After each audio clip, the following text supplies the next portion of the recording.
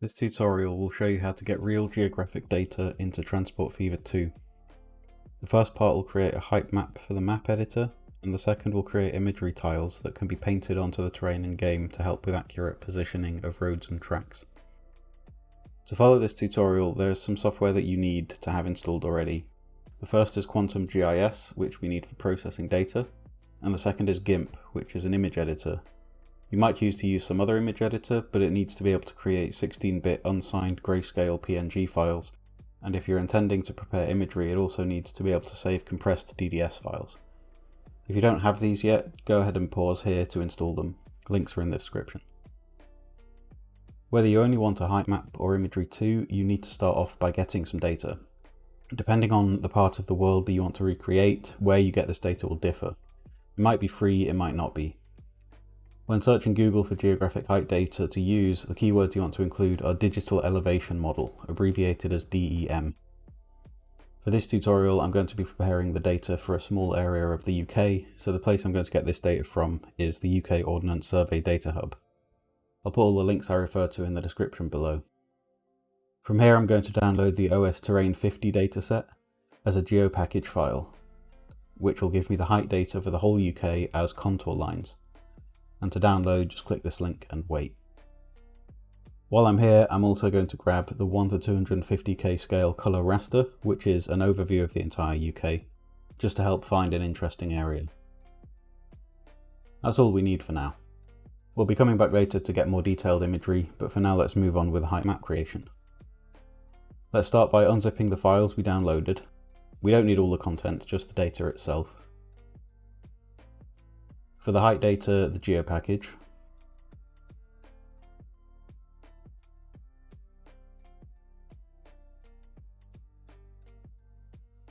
For the map image, we just need the folder full of tiles. And we'll rename the folder so we know what's in it.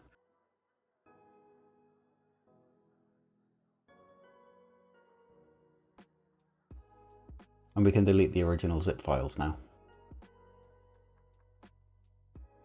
Open Quantum GIS and it should start you off in a new project like this. The first thing we want to do is set the projection down here on the right.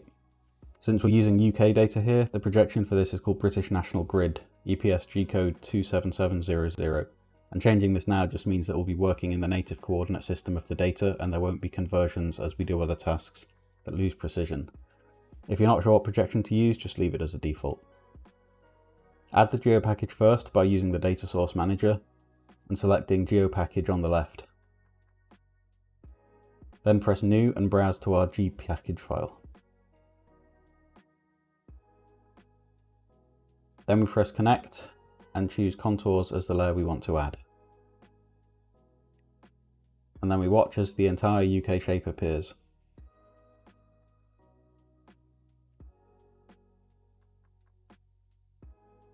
You can explore this data using the mouse wheel to zoom in, and left click to drag and move the view. And to help decide which area we want to use, add a raster layer,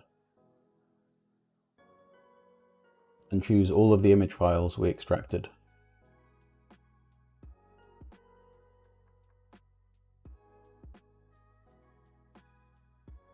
Press add. This will probably take a moment to load and might freeze the application. We'll use a more efficient way of loading tiles later, but we don't need these for long.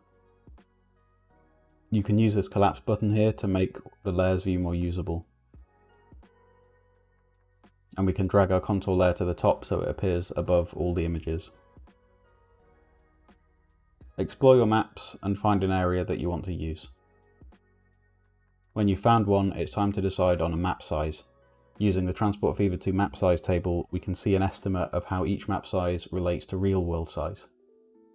If you're intending on extracting imagery to paint the terrain in game, I recommend choosing the tiny map size. As the larger map you use, the more imagery tiles you need, and that is a lot of textures. If you're just doing height, you can go for any size. This table tells us the extents of our area. For this tutorial, I'm going to use the 4 km.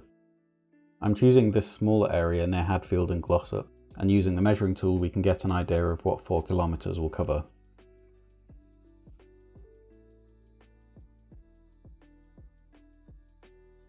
It's not a very big area overall.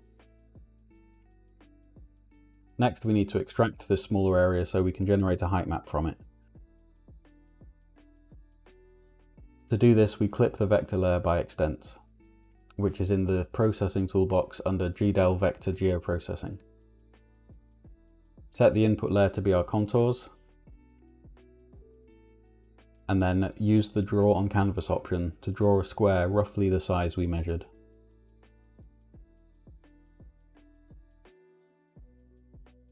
Then we tweak these to be exactly 4,000 meters square, or whatever our target map size is. The order of the numbers is min x, max x, min y, max y. So we want our first two numbers to be exactly 4,000 apart, and our last two numbers to be exactly 4,000 apart. This process can take some trial and error, but you can repeat this as much as you need to.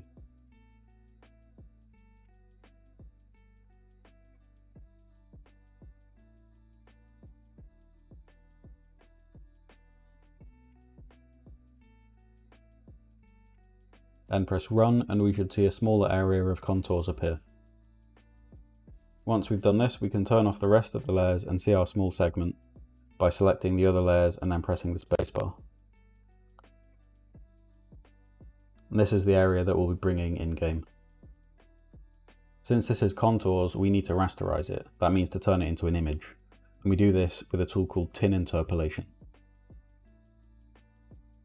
Make sure the layer that it's using is our clipped section and set the interpolation attribute to property value. Then add an input layer using the plus button and set the type to structure lines. Now we specify how big the image should be, and this is where we refer to the second map size table. And we need to take the height map resolution for the map size we're making. So back in Quantum, set the raster size as close to 1025 as it will let you get. It might be a pixel out on one axis, but that doesn't matter. Oh, and don't forget to set the extents. Just use calculate from layer with the clipped layer for this one. Unfortunately, the submenu is clipped off the video here, sorry. Now we can press Run. And turn off the contour layer so we can inspect the image.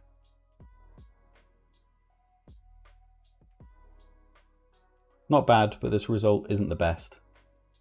Our exact extents were missing some adjacent contours, so there's some missing data at the corners. The best thing to do is grab a slightly larger surrounding area to use as the input.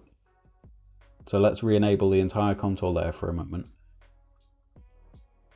And we'll draw some extents covering this wider area here.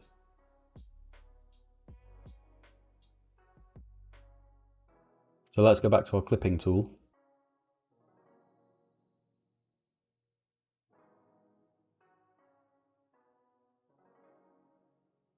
And then set the extents by drawing on canvas. Zoom out a bit and draw a wider box over a height map.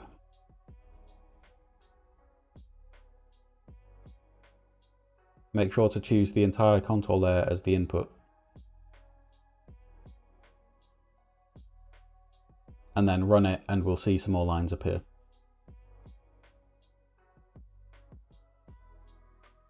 Now we have two layers called clipped extent, so let's rename the new one. I'm just going to add the word wider so we can tell the difference. And now we can repeat our tin interpolation process using the wider layer as the input.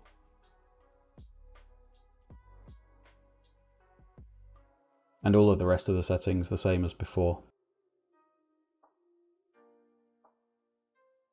Except this time for the extents, we want to specify the clipped extent layer and not the wider layer. Set the pixel size back to 1025 and then run it.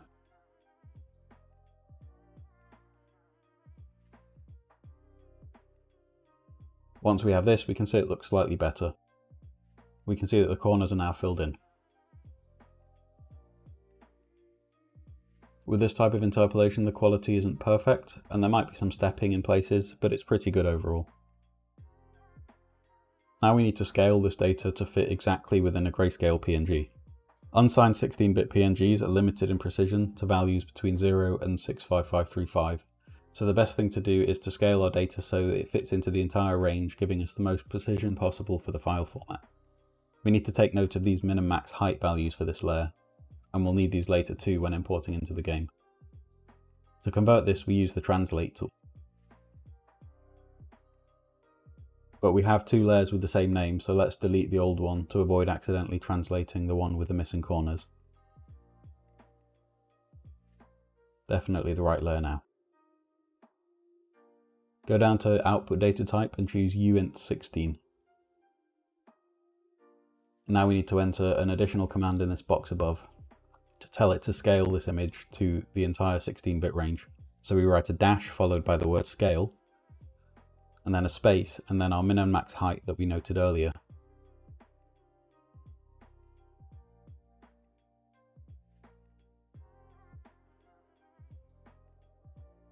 And then the last two numbers are the min and max range of an unsigned 16-bit number, which is 0 and 65535. For converted, we select save to file, but we aren't saving out to a PNG yet, because the game doesn't like Quantum's particular flavour of PNG, it seems. So keep the format as TIFF and give it a name. Press run and it'll generate us a new image, and that's all we need from Quantum for now. Find the file we saved out and open it with GIMP.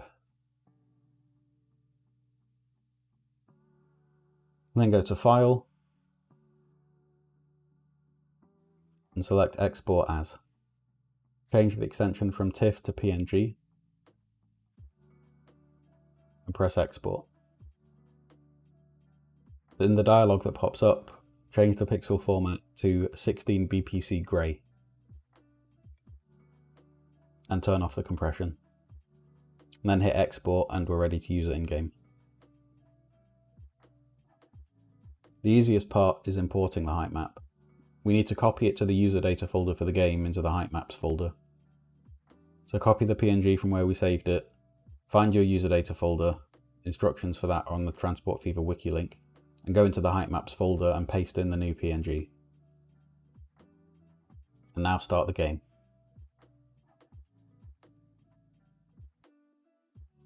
Go into the map editor and just create a standard map with the size you made the height map for.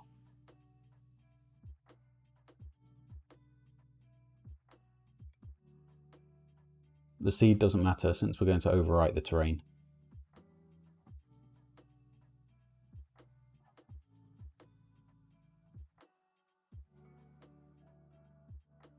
Once it's loaded, import the height map.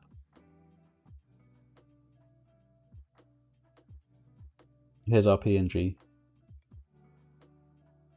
There shouldn't be water there, so we need to enter our min and max height from earlier into the range box.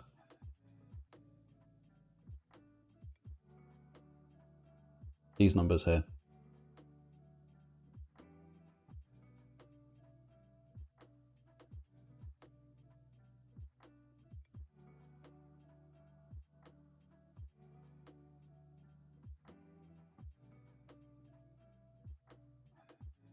And then it's ready to go.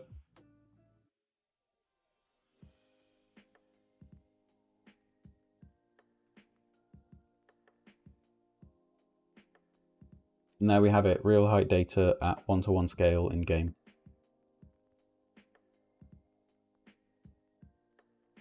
Don't forget to save this map so that you can start a new game with it. Let's move on to map images.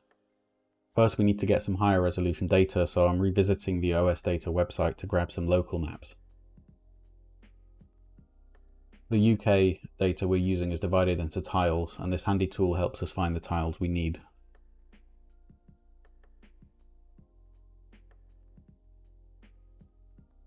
It looks like my Hadfield and Glossop area just about fits onto SK. So that's the one I'll select to download the maps. Before downloading, we can verify that this is the correct tile by using the lower res maps to find the chosen tile in the layers list and enable it.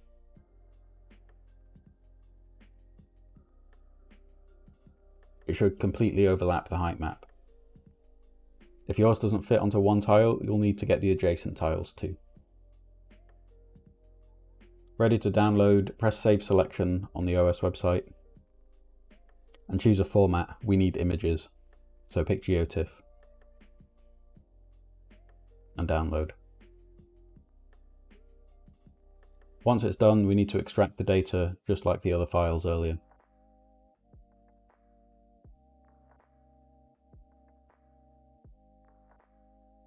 And rename it so we know what it is.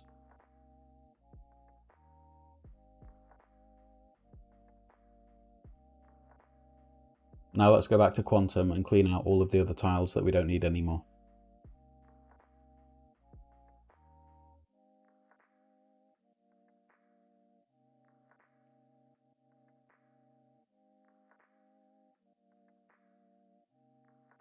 Now we're ready to load the high resolution maps, but it's not very efficient to just load them all as raster layers, so instead we should use the virtual raster tool to bring all the images in as a single layer. Go into the raster miscellaneous tools and select build virtual raster. Press this browse button and tell it to use the directory of map images that you downloaded.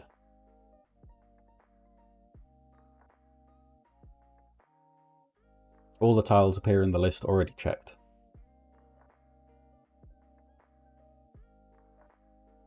All we need to do from here is press run and wait a bit while it inspects the files and processes. And just like that, we have a new layer called virtual with the high-res maps.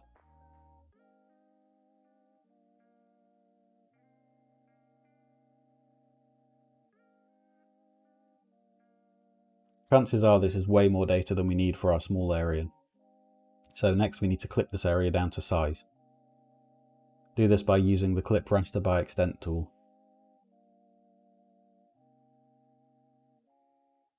Make sure it's using the virtual layer as input and use the extents of the height layer. I'll finally move this dialog so that you can see what that menu looks like.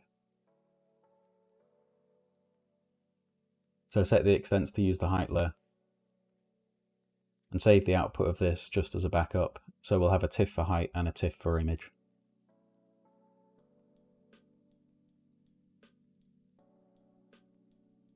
Then press run.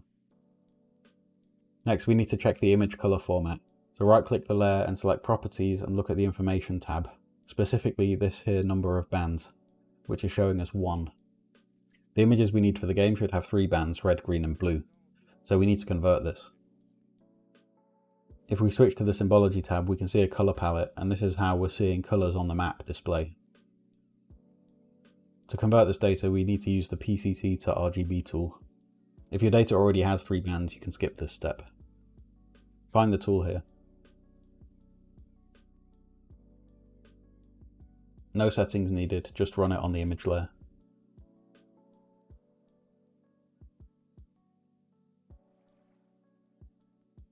Now export this converted layer.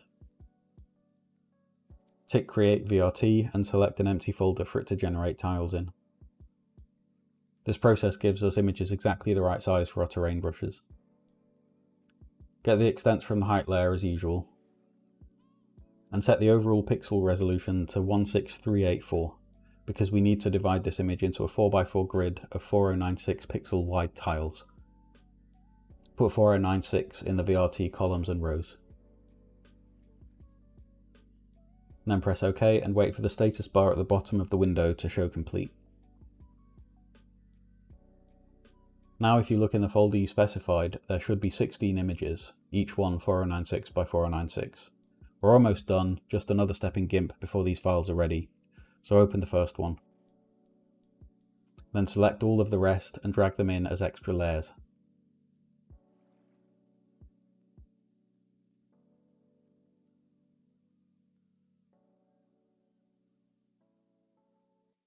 Now flip the entire image because the game loads DDS files upside down.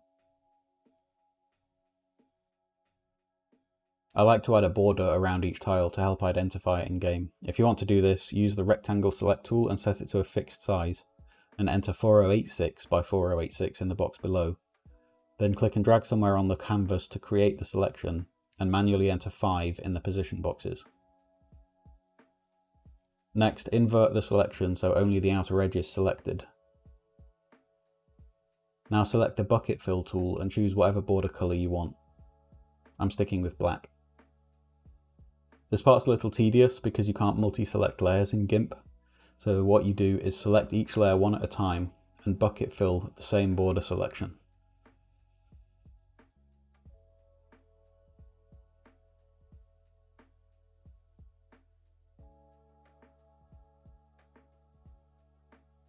And now make sure the layers are in numeric order starting at 0.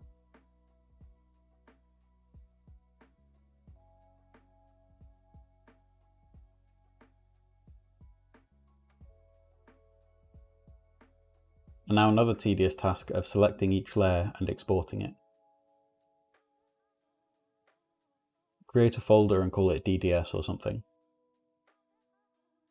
Then call this first layer A1.dds. And we'll get an extra dialog pop up to configure the DDS. Set it to DXT1 compression, make sure it's saving the selected layer only, and generate bitmaps. Then export. Select the next layer and do it again. This time call it A2.dds. Thankfully the DDS config is remembered, so we only have to press export on the second dialog. Keep going for each layer, A3, A4, B1, B2, all the way to D4.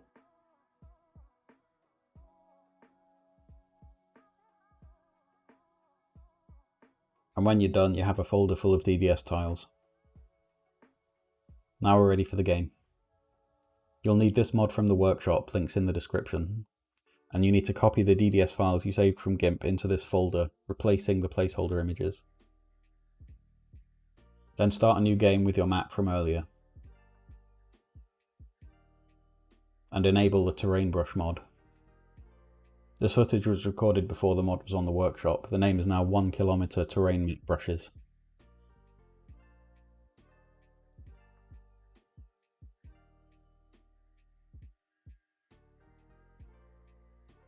Starting from the top left, paint each tile onto the terrain.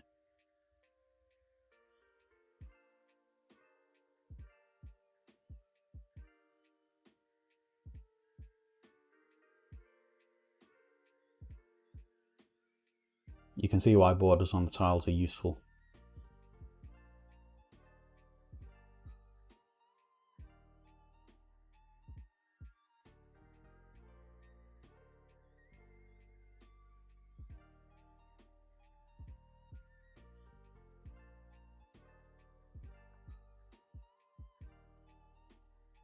And there we have it, ready to place roads and rail.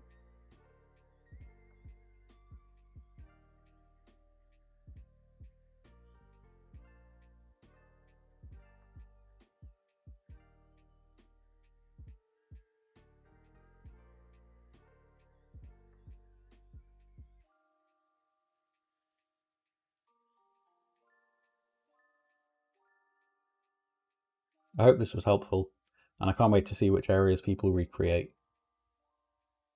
Thanks for watching.